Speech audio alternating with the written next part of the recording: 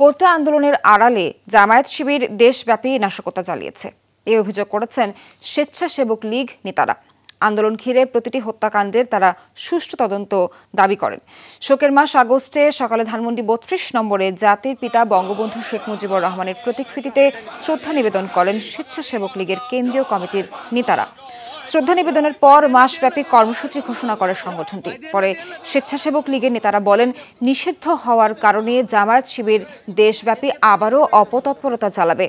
এই অপতৎপরতা বন্ধে দেশব্যাপী সংগঠনের সব নেতাকর্মীকে সতর্ক থাকার নির্দেশও দেন স্বেচ্ছাসেবক লীগের নেতারা।